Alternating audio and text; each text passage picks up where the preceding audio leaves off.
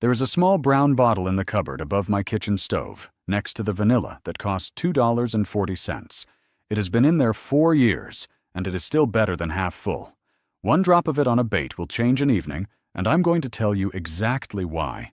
And I'm also going to tell you the part almost nobody will, which is what it does not do. It is anise extract. The baking kind. The same little bottle a woman reaches for when she is making Christmas cookies, sitting there on the shelf between the almond and the peppermint, and it has been catching fish in this country since before anybody thought to put a picture of a bass on a label. Now, I want to be honest with you from the first minute, because there is a great deal of foolishness talked about this, and I would rather you heard the truth from me. 1 drop of anise will not call a fish across a lake. Nothing will. Anything that tells you otherwise is standing next to a cash register. What 1 drop will do is change what happens in the 2 or 3 seconds after a fish already has your bait in its mouth, and that is where your whole evening is won or lost. Not out there. Right there. I have fished the same water for 51 years, and there has been a bottle of anise in my coat pocket for most of them. My grandmother is the one who put me onto it, and she was not thinking about fish. She was baking. I would have been about 7, standing on a stool watching her measure it out, and I asked to smell the bottle the way a boy does. She held it under my nose, and I have never forgotten it. That black licorice smell that fills a whole kitchen from half a teaspoon, and my grandfather, who was at the table with his boots off, said without looking up, "A fish likes that too." She told him to keep his hands off her baking. He took the bottle fishing anyway. Today I'm going to tell you what anise actually is and what it does inside a fish's mouth, which is not what most men think. I'm going to give you 3 ways to use it. With amounts. Because far more men ruin this by using too much than by using too little. I'm going to give you the 1 step almost everybody skips, which costs nothing at all. And then I'm going to tell you the part that ought to sit uneasy with you, which is that this is on the ingredient panel of products selling for 10 times what the bottle costs. Nobody had any reason to point that out. Stay with me. The first thing you have to understand is that scent does 2 entirely different jobs, and men confuse them constantly. The first job is calling. That is drawing a fish toward you from somewhere else, and for that, you need volume. That is what a chum of ground bait does, or a pile of soured corn, or a slick of oil off a dock. It puts a great deal of material in the water, and it works over distance and over time. The second job is closing. That is what happens once the fish has already found your bait, is looking at it, and is deciding whether to commit. And that is an entirely different problem, and it is where most fish are actually lost. Here is what closing looks like. A bass picks up a soft plastic worm, holds it for half a second, decides it tastes like a soft plastic worm, and spits it before your hand knows anything happened. A trout mouths a bait and lets go. A catfish takes the very end of it and drops it. In every one of those cases, the fish found you, came to you, opened its mouth, and then said no. Anise is a closer. It is not a caller. And once you know that, you know exactly how to use it and exactly what to stop expecting from it. Think about how much that is worth. A fish that finds your bait and rejects it in half a second gives you nothing. The same fish holding on for 2.5 seconds instead gives you a bite you can feel, a rod that loads, and a hook you can set. Nothing about that fish changed. The only thing that changed was how long it was willing to keep your bait in its mouth while it made up its mind. On a slow evening, that is the difference between 3 fish and none. Now, what is it actually doing? 2 things, and both are real. The first is that the compound that gives anise its smell is strongly aromatic, and it dissolves and disperses in water quickly. So the moment your bait is down there, it is putting out a signal in the immediate area around it. It is a loud, unusual, distinct smell in a small space, and a curious fish investigates it rather than ignoring it. That is the attraction part, and it is real.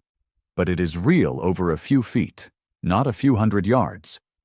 The second is masking, and this is the piece that matters more and gets talked about least. Your hands have been on things all day.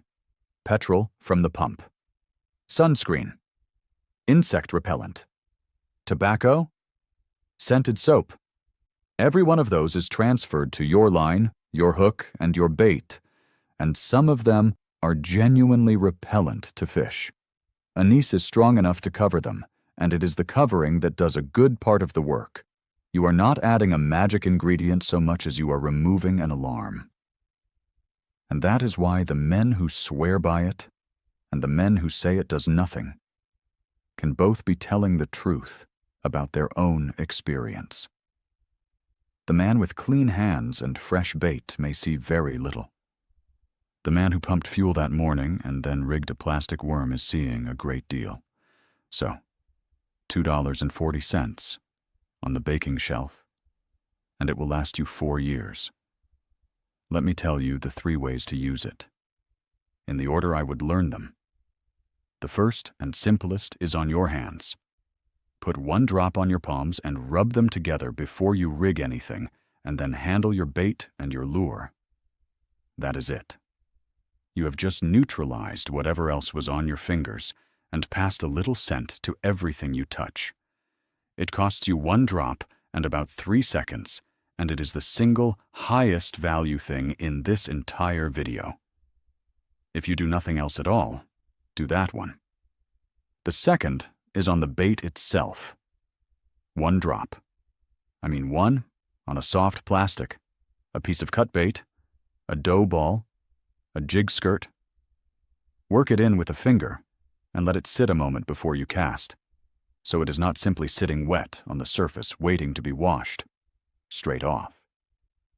And I want to stop right here and say the thing that most men need to hear, which is that more is worse. This is not like salt or oil, where a little extra does no harm. Anise extract is concentrated, and a bait that is drenched in it stops smelling like a curious, small thing in the water and starts smelling like a chemistry set.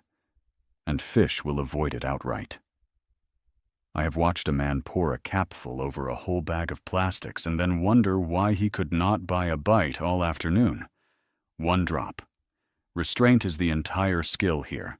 Now, before I give you the third way, do me one small favor. If this is landing for you so far, tap the like button, and if you are not subscribed to this channel, take 3 seconds and do it, and switch the bell on so the next one finds you when it comes out. That is the only thing I will ask you for today. All right, back to the bottle. The third way is soaking, and it is the one I use most. Take a small jar with a good lid. Put in your soft plastics, or your dough baits, or your cured cut bait. Add 3 or 4 drops of anise. No more. Put the lid on and give it a shake. And leave it overnight. What happens is that the scent works into the material rather than sitting on the outside of it. And a soaked bait keeps giving it up for the whole time it is in the water, instead of losing it all in the first 30 seconds of the first cast. That is the difference between a bait that is scented for 1 cast and one that is scented for an evening.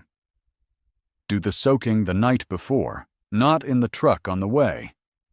It wants hours, not minutes, and there is no way to hurry it. And keep that jar shut, because if the lid is loose, the whole thing evaporates off, and you arrive at the water with a jar of plastics that smell like nothing at all.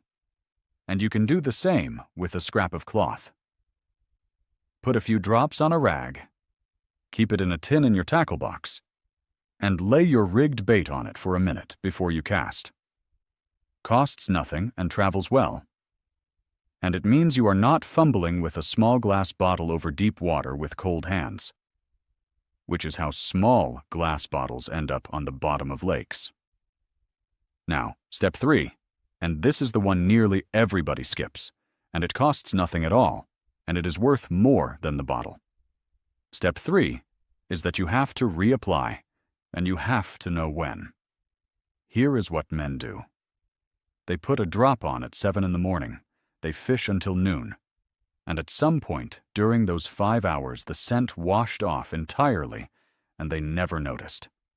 They have been fishing plain plastic for 3 hours, believing they were fishing a scented bait, and their day quietly fell apart around them, without any single moment they could point to. Anise is volatile. That is exactly why you can smell it across a kitchen, and it is exactly why it does not last in moving water. On a soft plastic in a lake, you have perhaps 15 or 20 minutes of real strength. In current, less. After rain or a strong chop, less again. So here is the habit. Every dozen casts, or every 15 minutes, whichever comes first, freshen it. It takes 4 seconds, and you do it while you are looking at the water anyway. And freshen it every single time you have handled anything else, which means after you have eaten your sandwich, after you have put on sunscreen, after you have touched the fuel can, and after you have handled a fish, because all of those have just put something new on your fingers. And here is the test that tells you the truth, and it is the piece that nobody hands you. Reel in, hold the bait up, and smell it. If you can still smell the anise on it, the fish can too. If you cannot, it has been gone a while, and so has your advantage. Your nose is the instrument. It is not a precise one, but it is honest, and it is free, and it is with you. That is the most useful thing I am going to say today, and if it earned its keep, hit the like button and make certain you are subscribed with the bell switched on. It takes 3 seconds, and it is the only reason a fellow talking about a baking cupboard ever gets put in front of anybody.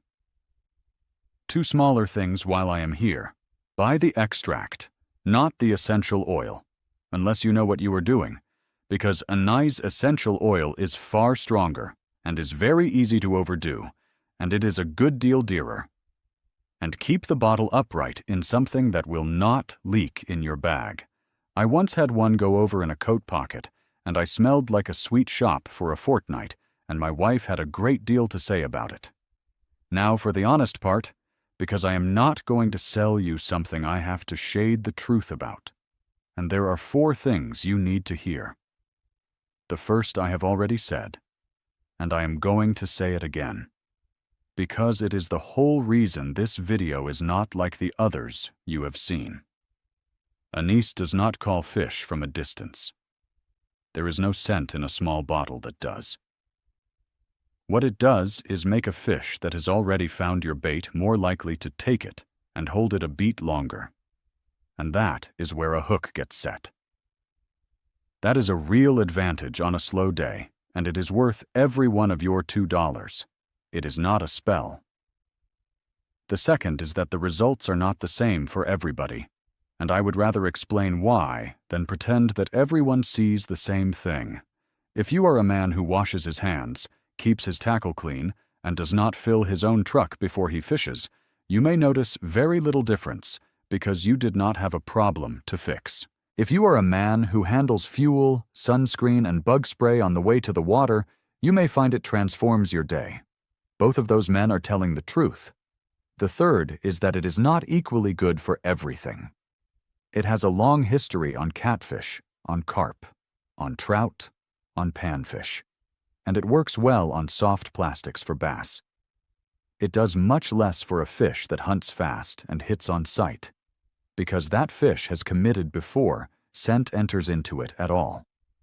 And in a good many trout waters, there are rules about scented and prepared baits, so look it up on your state wildlife agency page before you go. It takes 4 minutes. And the fourth is that this is the smallest lever in the whole business, and I want you to keep it in proportion. Where you fish matters more. What depth you fish matters more. Whether your hook is sharp matters more. A drop of anise on a bait sitting in dead water at the wrong hour is a drop of anise in dead water. This is a thing you add to a day that is already put together properly, not a thing you use instead of putting the day together. Now, why has nobody told you this? Turn over a bottle of commercial fish attractant sometime and look at what it says. A great many of them list anise oil or aniseed right there on the panel, and it is not hidden and nobody is lying to you. It is simply that the bottle costs $8 or $10 or $12 for 2 ounces, and the bottle on the baking shelf costs $2.40 and holds enough for 4 seasons. And nobody whose living depends on the first bottle has any reason to walk you down to the second one. I do not believe anybody held a meeting about this. I want to be clear, because I have no use for that sort of thinking. It is quieter than a conspiracy, and to my mind, worse. Everybody along the line simply has no reason to raise it. The shop does not, because the shop stocks the $10 bottle.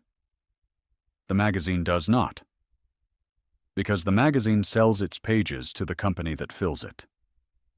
The fellow on the television does not, because that company pays him. And no label ever printed has told a man the 2 things that actually matter, which are use 1 drop and freshen it every 15 minutes, because those 2 sentences would slow down how fast he empties the bottle. Nobody has to coordinate a thing. They only have to stay quiet.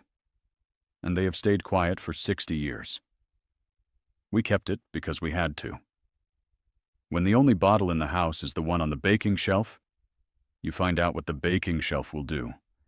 That knowledge never lived in books. It lived in kitchens, and it got carried out to the water in a coat pocket. My grandmother did eventually give up on keeping him out of her baking things. What she did instead was put a second bottle by the back door, and she never once called it his. Years later, when I was grown and she was old, I asked her whether she had ever believed it worked, or whether she had just got tired of the argument. She thought about that a good while, the way that generation did. Then she said, "I know what it does in a kitchen. Half a spoon of it, and the whole house comes to the table." And then she said the part I have carried ever since, which was, a small thing put in the right place at the right minute is worth more than a great deal of anything at the wrong one.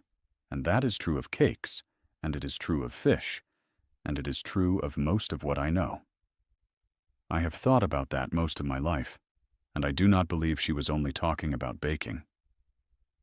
If this was worth your evening, do the 3 small things that help. Hit the like button. Subscribe to this channel. Turn the bell on. That is the whole of it, and it is what puts this in front of the next fellow about to pay $10 for 2 ounces of something that is already in his wife's cupboard. So here is what I want you to do. This week, buy 1 small bottle of plain anise extract from the baking aisle. Put 1 drop on your palms and rub them together before you touch anything. Put 1 drop, and I mean 1, on your bait. Take a jar and soak a handful of your soft plastics overnight with 3 or 4 drops and a shake. And then, on the water, freshen it every dozen casts, and once an hour reel in and put the bait to your nose. And if you cannot smell it, neither can they. Then come back and tell me in the comments what state you are in, what you put it on, and whether you noticed fish holding on longer before you set the hook. That last one is the whole argument, and it is what I most want to hear about. I read every one of them, and the reports folks send back are the reason I keep doing this. Next time, I am going to show you the 1 knot my grandfather tied for everything he ever caught. It takes about 4 seconds. It holds better than what is printed on the side of your line spool, and almost nobody under 60 has ever been taught it. Most of what you lose right there at the hook, and it is not the line that failed you. Until then, keep your line wet, keep your hands clean, and remember that the people who fed their families off this water with their hands knew things we are only just beginning to remember.